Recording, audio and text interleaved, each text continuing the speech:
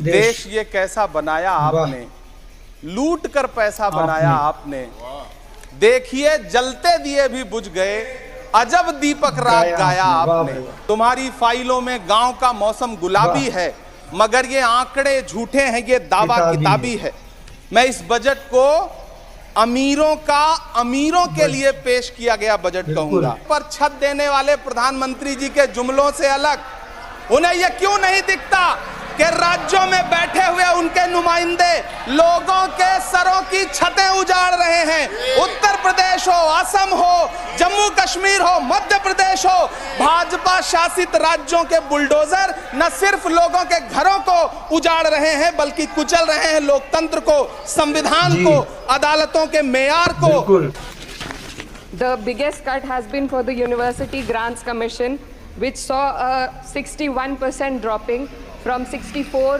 देखिए, वीडियो के शुरू में आपने शायर इमरान प्रतापगढ़ी की छोटी सी क्लिप को सुना और सांसद इकरा हसन की छोटी सी क्लिप को सुना।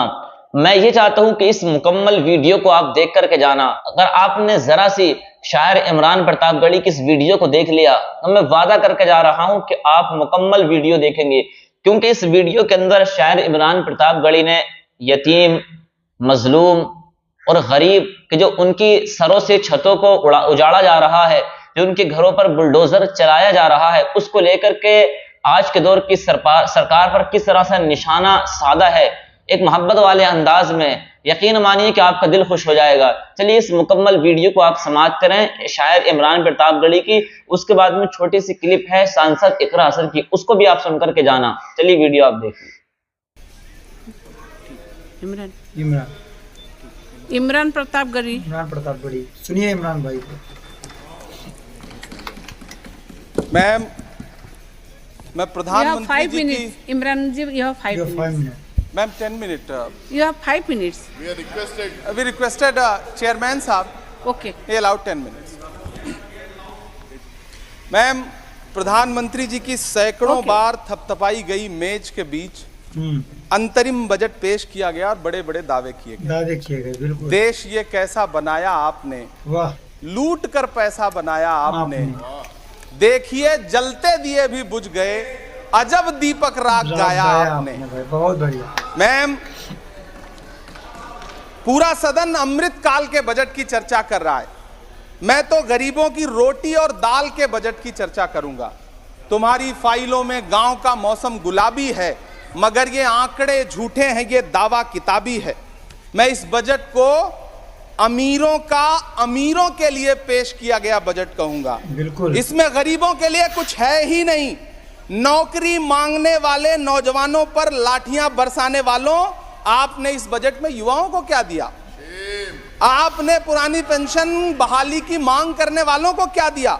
सालों से अपने लिए छत तलाश रहे लोगों को आपने इस बजट में क्या दिया? और फिर आपको पूरी उम्मीद है कि पूरा देश आपके इस पेश किए गए बजट पे लहालोट हो जाए, तालियां पीटे, मंगल गान गाए। कैसे संभव है? मैं सदन में खड़ा होकर के इस बजट पे चर्चा करते हुए कहना चाहता हूं कि इस बजट में फुटपाथ पर रहने वाले, छप्परों में रहने वाले, झुग्गियों में रहने वालों के लिए क्या है, उनके लिए क्या है जो प्रधानमंत्री के किए गए वायदों की बाट जोह रहे हैं। हर साल फरवरी की खूबसूरत सुबह और सजी हुई संसद से बरसते हुए झूठे वायदों की जवाबदेही कौन तय करेगा? कौन बताएगा कि 2022 में प्रधानमंत्री जी जो सबको पक्का मकान देने वाला वायदा किए थे उसका क्या हुआ? लोगों के सरों पर छत देने वाले प्रधानमंत्री जी के जुमलों से अलग उन्हें यह क्यों नहीं दिखता कि राज्यों में बैठे हुए उनके नुमाइंदे लोगों के सरों की छतें उजाड़ रहे हैं। उत्तर प्रदेश हो, असम हो, जम्मू कश्मीर हो, मध्य प्रदेश हो, भाजपा शासित राज्यों के बुलडोजर न सिर्फ लोगों के घरों को उजाड़ रहे हैं, बल्कि कुचल रहे हैं लोकतंत्र को, संविधान को, अदालतों के मेयार को। मैम, मैं आंकड़ों की बाजीगरी से अलग हट करके इस बजट पर एक बात कहना चाहता हूं। आंकड़े तो ऐसे हैं इस बजट के, ये कह रहे हैं 4 करोड़, वित्त मंत्री जी 3 करोड़ कहती हैं, प्रधानमंत्री जी 4 करोड़ कहते हैं। पहले तो आप इस झूठ में ही आपस में ही सलट लीजिए कि 4 करोड़ सही है या 3 करोड़ सही है। मैं आंकड़े तो ऐसे हैं इस बजट के मैम कि जो सुने वो बस पथराई आंखें लेकर किंग कर्तव्य विमूढ़ हो जाए। लेकिन झील में पानी बरसता है हमारे देश में, झील में पानी बरसता है हमारे देश में, खेत पानी को तरसता है हमारे देश में, जिंदगी का हाल खस्ता है हमारे देश में, दूध महंगा खून सस्ता है हमारे देश में। मैम, रोजगार, महंगाई, किसान, मनरेगा, पेट्रोल डीजल के दाम, गैस सिलेंडर के दाम, फसलों की एमएसपी की गारंटी, इन सब जन सरोकार की बातों से इस बजट का कोई लेना देना नहीं। हमारे ट्रेजरी बेंच के साथी हंगामा कर रहे हैं। मैं तो कहना चाहता हूं मैम, वो एक बार इनके एक नेता एक गांव में गए और उन्होंने गांव में कहा कि गांव वालों आओ, मैं तुम्हारी समस्याएं समाप्त करना चाहता हूं। गांव वाले इकट्ठा हो गए। नेताजी ने गांव वालों से कहा बताओ तुम्हारी 2 समस्याएं बताओ, मैं दोनों समस्याओं का यहीं पे समाधान करूंगा। तो गांव वालों ने कहा साहब हमारी पहली समस्या है कि हमारे यहाँ कोई हॉस्पिटल नहीं है। तो नेताजी ने मोबाइल निकाला, कहीं फोन मिलाया और मिला के फोन पे पता नहीं क्या कुछ कहा कि यहाँ गांव में हॉस्पिटल नहीं है, हॉस्पिटल तुरंत, यहाँ हॉस्पिटल चाहिए। गांव वाले खुश हो गए कि 1 मिनट में यहाँ हॉस्पिटल आ रहा है। अगली समस्या के बारे में उन्होंने, नेताजी ने गांव वालों से कहा कि मैंने आपकी पहली समस्या समाप्त कर दी, दूसरी समस्या बताओ। तो गांव वालों ने कहा साहब इस गांव में कोई भी मोबाइल का नेटवर्क ही नहीं है। ये है इनके काम करने का तरीका, ये है झूठ बोलने का तरीका। इन्होंने वायदे किए बड़े बड़े, जो 10 साल के इनके वायदे हैं मैं उनके बारे में बात करूंगा। वायदों से ज्यादा इनके नारों पे बात करूंगा। पहला नारा था बहुत हुई महंगाई की मार, अब की बार मोदी सरकार। आइए इस नारे की समीक्षा करते हैं। पेट्रोल, डीजल, गैस, ये तो बड़ी बड़ी बातें हैं। आटा, चावल, दूध, दही, पनीर, छाछ, सब चीज पे जीएसटी। अरे ये फिल्में टैक्स फ्री करने वाले लोग कफन तक पर जीएसटी लगा रहे हैं और ये गरीबों की बात करते हैं। मैम ये सरकार झूठ की सरकार है। ये सरकार के जितने दावे हैं सब खोखले हैं। आज प्रधानमंत्री जी कह रहे थे सबका साथ सबका विकास। ये कैसा सबका साथ सबका विकास है कि मौलाना आजाद नेशनल फेलोशिप आपने बंद कर दी, आपने माइनॉरिटी डिपार्टमेंट का बजट घटा दिया। बिल्कुल सही बात आप कह रहे हैं सबका साथ सबका विकास। आप बात करते हैं बेटी बचाओ बेटी पढ़ाओ। हमारी आंखें हाथरस से लेके कठुआ से लेकर के और देश की जंतर मंतर की सड़क वो देख रहे हैं, जब हमारी ओलंपिक पदक लाने वाली बेटियों को प्रधानमंत्री की चौखट पे अपना मेडल रख देना पड़ रहा है। इससे शर्मनाक क्या हो सकता है। मैम, कृषि विकास दर जो 2014 में 4.6% थी, इस वर्ष गिरकर 1.8 कैसे हो गई? क्यों हर दिन 31 किसान आत्महत्या करने को मजबूर हैं? ये सरकार उन पर क्यों बात नहीं करती? कीमत तो बहुत बढ़ गई शहरों में धान की, लेकिन विदा ना हो सकी बेटी किसान की। मौका मिला तो लोगों ने कुर्सी के वास्ते तस्वीर ही बिगाड़ दी हिंदुस्तान की, और आज बड़ी बड़ी बातें कर रहे हैं।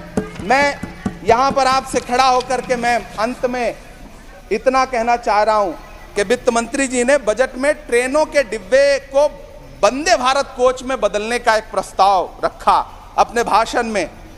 ठीक है, ये सुनने में कानों को बहुत अच्छा लगता है, लेकिन मैम ये सरकार ट्रेनों की सुरक्षा के बुनियादी मुद्दों पर एक शब्द नहीं बोलना चाहती। बालासोर हादसे में घायल हुए लोगों की चिता की राख अभी तक ठंडी नहीं हुई है। वंदे भारत के वीडियो पोस्ट करने वाली ये सरकार कभी भारत की जनरल डिब्बों की, रेलवे के स्लीपर क्लास डिब्बों की वीडियो अगर पोस्ट करे ट्विटर पे तब समझ में आए। बिहार से, इलाहाबाद से, लखनऊ से दिल्ली आने वाली, मुंबई जाने वाली ट्रेनें देख लीजिए, उनकी हालत देख लीजिए, तो आपको लगेगा कि ये वही ट्रेनें हैं। आज स्थिति ये है कि रेलवे स्टेशन तो छोड़िए, रनवे पर खाना खिला रही हैं आपकी प्राइवेट एयरलाइंस। अभी आपने जुर्माना लगाया है, नोटिस दिया है एक एयरलाइंस को। यह स्थिति आपने करके रख दी है ट्रेनों की, एयरलाइंस की। ऐसे में मैम कागजों पर तो आप कितना भी वंदे भारत और बुलेट ट्रेन सर पर दौड़ा लीजिए, लेकिन असल में भारत की ट्रेनों की डिब्बों की सवारियों की हालत देखने लायक है। अगर सरकार खुली आंखों से उसे देखना चाहे तो देखे और उनकी स्थिति सुधारे। आज अपने प्रधानमंत्री जी ने अपने भाषण में यहां खड़े होकर कई बार न्यू मिडिल क्लास की बड़ी चर्चा की, न्यू मिडिल क्लास जनरेट करेंगे, लेकिन मैं तो यहां खड़ा होकर के सरकार से कहना चाहता हूं कि न्यू मिडिल क्लास का जुमला अपने पास रखिए। यह बताइए कि जो पुराना मिडिल क्लास है उसके साथ आप कैसा व्यवहार कर रहे हैं। आज उसकी स्थिति क्या है। आप अमीरों के कर्जे माफ कर रहे हैं, उद्योगपतियों के कर्जे माफ कर रहे हैं, और यहां स्थिति यह हो गई है कि जो मिडिल क्लास, उसकी जो रोजमर्रा की जरूरत की चीजें हैं उस तक पर आपने जीएसटी लगा रखी है। आप फिल्में टैक्स फ्री करते हैं लेकिन स्टूडेंट्स के प्रतियोगी परीक्षाओं के फॉर्म की फीस नहीं माफ कर सकते। आपको बाकी जगहों पर टैक्स लेना है, हर जगह टैक्स लेना है। मिडिल क्लास से आपका कोई रिश्ता नहीं। मिडिल क्लास तो आपसे कह रहा है कि मोहब्बत, भाईचारे के दीवाने दिन ही लौटा दो, वो सस्ती दाल सब्जी के सुहाने दिन ही लौटा दो। ये अच्छे दिन तो अंबानी अडानी को मुबारक हो, हमें ऐसा करो साहब पुराने दिन ही लौटा दो। वो पुराने दिन जो बहुत अच्छे थे, वो पुराने दिन जहां लोग एक दूसरे से मिलजुल करके रहते थे। मैं इलाहाबाद, दिल्ली, कोटा जैसे शहरों में छोटे छोटे कमरों में अभावों के साथ पढ़ाई कर रहे युवा किताबों के साथ गल चुके हैं। उनके हिस्से अधेड़ अवस्था तो आई है लेकिन नौकरी और रोजगार नहीं आया।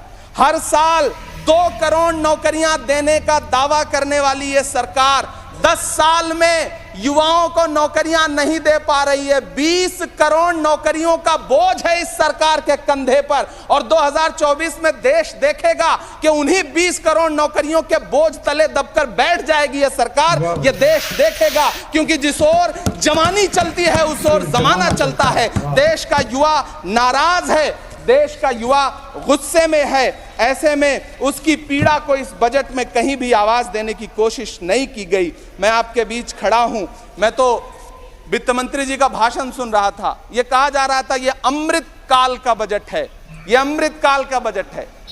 ये कौन सा बजट है ये बाद में तय होगा, लेकिन मैं इतना जानता हूं कि ये इस सरकार का अंतिम बजट है, आखिरी बजट है। इसके बाद न्याय का बजट पेश होगा जिसकी चर्चा राहुल गांधी जी पूरे देश में कर रहे हैं। न्याय का बजट, 5 न्याय, महिलाओं के लिए, युवाओं के लिए, सामाजिक न्याय की बात जिसकी चर्चा पूरे देश में राहुल गांधी जी कर रहे हैं, वो न्याय का बजट पेश होगा अगली बार। ये इस सरकार का अंतिम बजट है, अंतिम बजट है। अमृत काल में गरीबों की रोटी और दाल के लिए इस बजट में कोई प्राविधान नहीं है, कोई चर्चा नहीं है। बहुत बहुत धन्यवाद। Has been for the University Grants Commission, which saw a 61% dropping from 6,409 crores to only 25 crore this time, which will affect the higher education of our country.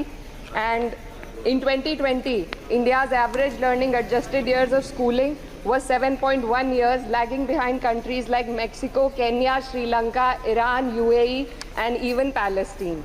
The foundational skills are alarmingly weak among 14 to 18-year-olds. About 25% of those surveyed couldn't read a standard 2 level text in their regional language, and only 43% could solve a simple division problem.